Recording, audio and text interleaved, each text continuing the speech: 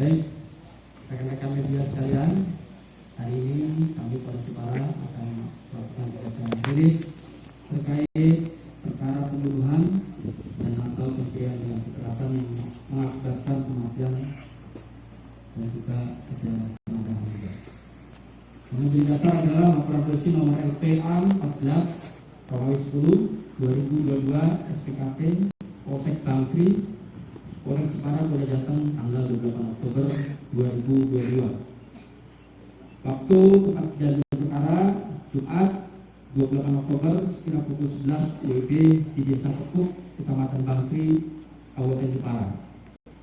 Dan alhamdulillah kami Polres Jepara tidak sampai 1x24 jam Polres Jepara berhasil mengungkap perkara terkait dengan penemuan mayat perempuan dalam karung di area perkebunan di Desa Kepuk, Kecamatan Bangsri, Kabupaten Jepara.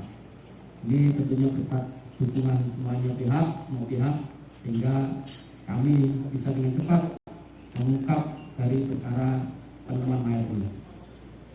Pelapor saudara SP 41 tahun Polri, kemudian korban KN 37 tahun ibu rumah tangga warga Desa Ngabul, Kecamatan Tahunan, Kabupaten Jepara. Dan kami sudah mengamankan 3 pelaku dengan inisial NA 29 tahun warga Desa Ketekian Tahunan sebagai pelaku pembunuhan, kemudian RS 22 tahun swasta warga Kecamatan Tahunan sebagai tenaga HP, SG 35 tahun wira swasta warga Kecamatan Kalimantan sebagai tenaga sepeda motor.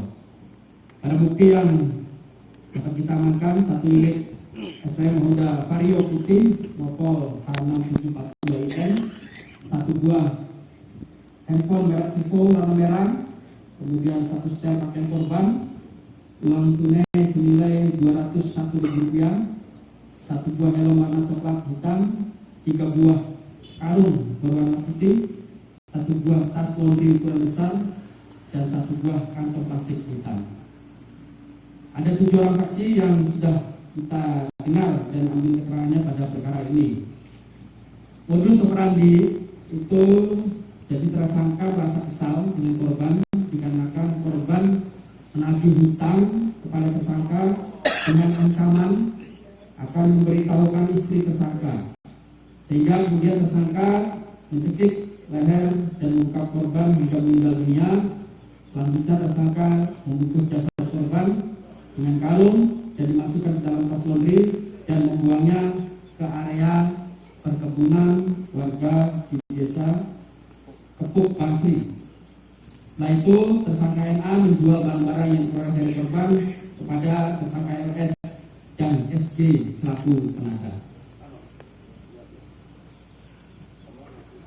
Dari hasil otopsi yang kita peroleh, hasil koordinasi lisan dengan tim otopsi di Dokes Polda Jateng, ditemukan adanya resapan darah pada bibir bagian dalam, gusi atas dan bawah bagian depan, serta terdapat luka memar dan resapan darah pada leher korban yang diduga karena cetikan dan luka yang mengakibatkan korban mati lemas. Kemudian proses penangkapan setelah korban berhasil kita identifikasi, kemudian tim Resmob Polres Jepara dan juga dibantu oleh tim Resmob Polda Jateng melakukan kegiatan penyelidikan dan berhasil mengidentifikasi identitas tersangka hingga akhirnya pada hari Sabtu 29 Oktober 2022 tim gabungan melakukan penangkapan terhadap tersangka NA, RS, dan SG serta mengamankan barang bukti untuk selanjutnya dibawa ke Polres Jepara. Dan terhadap para tersangka kita jerat dengan pasal 338 KUHP dan atau pasal 365 ayat 3 KUHP dengan ancaman hukuman 15 tahun penjara. Dan terhadap tersangka RS dan SG akan dijerat pasal 480 KUHP dengan ancaman hukuman 4 tahun penjara. Demikian yang dapat saya sampaikan. Terima kasih rekan-rekan media atas perhatiannya. Saya akhiri bila Assalamualaikum warahmatullahi wabarakatuh. Saya terkait masalah kronologis kejadian. Jadi perlu diketahui bahwa tersangka NA ini dia sudah bisa rancang dengan istrinya. Jadi ada keretakan rumah tangga hingga akhirnya tersangka NA dia di rumah orang tuanya dan istrinya juga di rumah orang tuanya. Kemudian pada saat proses kejadian, yang bersangkutan kenal dengan korban pada bulan Mei 2022 melalui medsos Facebook. Kemudian di situ berkenalan sampai akhirnya minjam uang. Kemudian pada tanggal 16 Oktober korban menginformasikan kepada tersangka bahwa dia sudah kembali ke Jepara karena yang bersangkutan berstatus TKW kerja di Singapura. Pada saat dipinjam uangnya sejumlah 3.150.000 rupiah. Kemudian pada tanggal 23 Oktober korban datang ke rumah tersangka untuk menagih. Karena pada saat itu dia hanya menjanjikan, kemudian terjadi cekcok hingga akhirnya di situ tersangka mengambil keputusan untuk mencekik dan membekap mulut korban. Apa yang dialami oleh korban yaitu kejang-kejang hingga akhirnya tidak bergerak lagi. Bagaimana cara tersangka memastikan yang bersangkutan sudah meninggal? Jadi korban itu diseret ke dalam kamarnya terlebih dahulu, kemudian diletakkan di belakang pintu, kemudian tersangka ke kamar mandi, balik dari kamar mandi ternyata berubah posisi. Hingga akhirnya tersangka menyeret lagi. Pada saat diseret itulah dia meyakinkan udah lemas, nggak sempat lagi dia mengecek napasnya, nadinya karena ada kepanikan. Kemudian digeser ke gudang. Disitulah disimpan si korban. 9.30 tersangka membungkus korban dengan plastik terlebih dahulu, karung kecil. Jadi posisinya itu sama seperti bayi dalam kandungan, ngerungkel, bahasa Jawanya ngerungkel. Kemudian ada diikat, kemudian dimasukkan ke dalam tas laundry. Kemudian sekitar jam 11.30 yang bersangkutan pergi ke arah Bangsri. Disitulah yang bersangkutan membuang jasad dari korban. Pasti rekan-rekan juga bertanya, bagaimana kondisi rumah pada saat itu? Kebetulan pada saat itu orang tua tersangka tidak ada di rumah karena sedang bekerja. Hanya ada tersangka dan korban. Cukup? Penangkapan tersangka berbeda Gimana? Teridentifikasi tersangka bisa diketahui kalau dia pelakunya itu lewat dari mana? Itu lebih kepada teknis kita. Jadi prosesnya itu kami mendapat info dari kakaknya bahwa ada penagihan utang di wilayah Tegea. Intinya tersangka ini ditangkap pada saat berada di jalan. Tepatnya itu di jalan Tanah Abang di belakang Polsek Kota ya. Iya. Jadi di situ kita lakukan penjemputan bahwa yang bersangkutan memang ada di dalam mobil tersebut, kemudian kita lakukan penangkapan. Nanti kita tanyakan langsung dengan Siap. lagi. Uang penjualan. Jadi uang penjualan motor maupun HP itu digunakan untuk kepentingan pribadinya. Dari sekitar 3.500.000, ulangi 4 jutaan, sisanya ini hanya 201.000. Itu hasil dari penjualan motor maupun HP. Sisanya tinggal 201.000. Inilah yang kami sita dari si tersangka. Itu sebatas teman atau Sebatas teman. Karena posisinya mereka kenal Facebook dan hanya sifatnya untuk pinjam uang. Nanti monggo abang-abang, mbak mau mengambil keterangan atau mungkin bertanya-tanya kepada pihak keluarga nantinya setelah ini.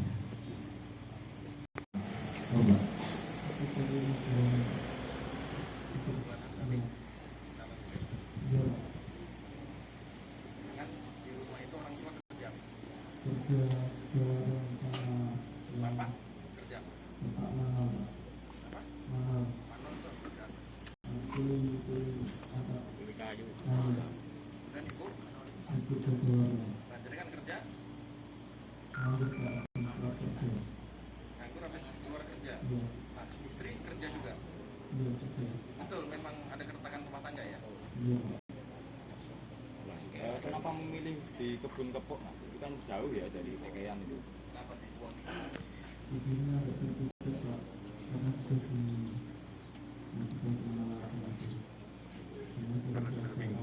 Karena sudah bingung. Karena dia muter dari Tanjung ya, dari Tanjung sampai akhirnya dia ngambil. Berarti sebelumnya sudah mencari-cari tempat untuk membuang itu ya, Mas? Ya, Untuk status Pak, status. status Dia jadi sudah kerja keluar, habis itu lagi pengangguran. Dan itu plastik laundry, tas laundry itu dapat dari mana? Dari uangnya itu hasil penjualan itu mau buat untuk apa?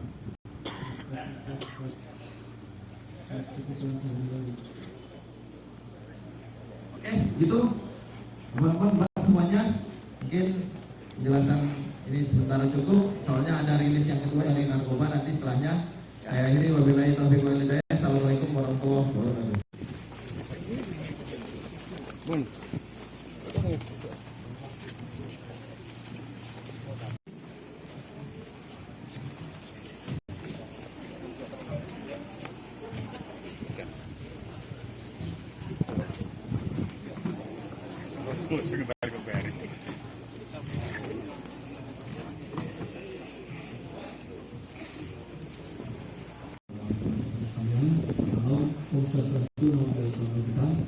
Baik, rekan-rekan media, kami lanjutkan untuk rilis yang kedua terkait ungkap kasus tindak pidana narkotika periode Agustus sampai dengan Oktober 2022 oleh Sat Narkoba Polres Jepara. Dalam kurun waktu tersebut mengungkap total jumlah 13 kasus dengan jumlah tersangka 15 tersangka dan jumlah barang bukti sabu 9,02 gram dan diskotika 2015 butir obat. Dengan rincian pada bulan Agustus berjumlah 6 kasus, tersangka sabu 3 tersangka dan diskotika 3 tersangka, barang bukti 3,19 gram sabu dan 1.615 butir obat.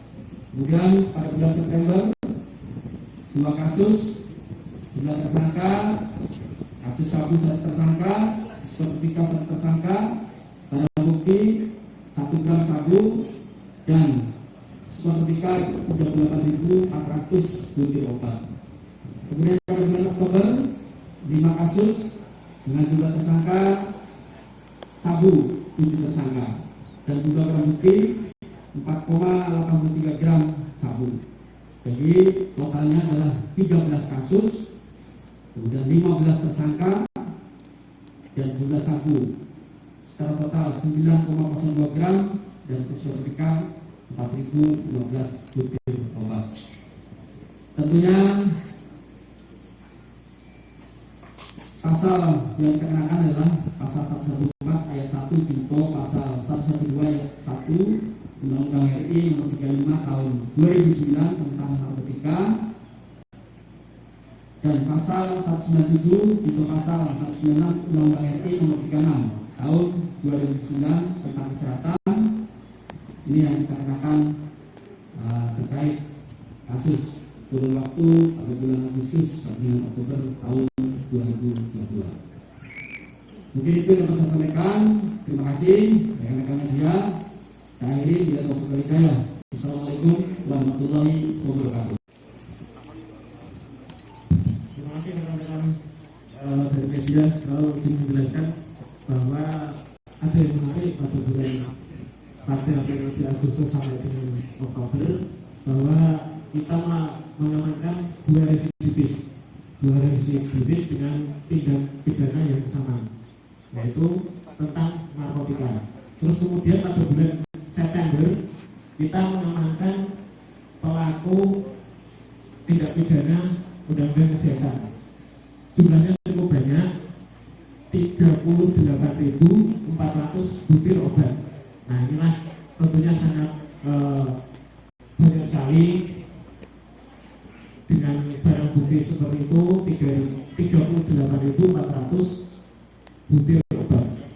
Ini ada 2 residivis, jadi pada kurun waktu Agustus sampai Oktober ada 2 residivis yang telah kita amankan. Dan kemudian yang paling menarik adalah pelaku kejahatan tindak pidana psikotropika. Mungkin ada pertanyaan dari rekan-rekan media. Untuk yang obat yang 38.000 adalah Ahmad Kilmawan alias Setek. Ahmad Kilmawan alias Setek, orang desa di Margoyoso, kecamatan. Obatnya bermacam-macam. Di sini terdapat obat berfungsi Yurindo atau yang dikenal dengan Yurindo, terus kemudian trihexyphenidyl tramadol, itu yang sering diedarkan di Jepara. Modusnya adalah menjual untuk memperoleh keuntungan. Asalnya masih kita lakukan penyelidikan melalui online, masih dalam tahap penyelidikan. Tentunya ini akan kita kembangkan. Untuk pekerjaan Ahmad Kilmawan ini swasta. Sasarannya adalah generasi muda yang ada di Kabupaten Jepara ini. Apalagi di Jepara ini terdapat hiburan orkes Melayu yang sudah mulai ada di Jepara. Terima kasih. Itu yang bisa saya sampaikan. Ada pertanyaan? Ya. Jadi Ahmad Kilmawan ini untuk penjualannya adalah 10 butir itu dijual 30.000. Ini dalam satu pil yang isinya 100.000. Ini mendapat keuntungan 2 juta rupiah. Keuntungannya adalah 2 juta rupiah. Satu box itu 100.000. Keuntungan dari tersangka 2 juta rupiah. Jadi Jual online atau dijual cara pemasaran manual, ada kurir-kurirnya yang dikasih obat untuk diedarkan. Inilah makanya modus operandinya adalah menjual untuk memperoleh keuntungan. Terima kasih. Kurirnya sudah ditangkap. Jadi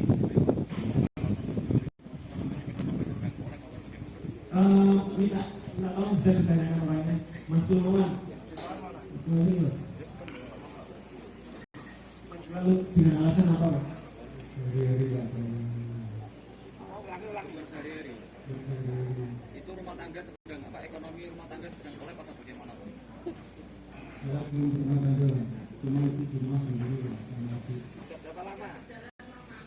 5 bulan. Yang saya cuma saya buat belanja terus. Oke. Nah ini sudah jelas. Berapa, Pak? Itu tadi kan ngaku bahwa sudah melakukan bisnis ini selama 5 bulan.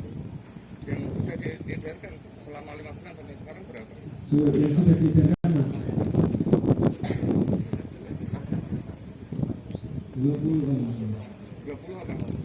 20 butir yang sudah diedarkan 20.000 butir. Terima kasih ya. Saya rasa sudah jelas. Saya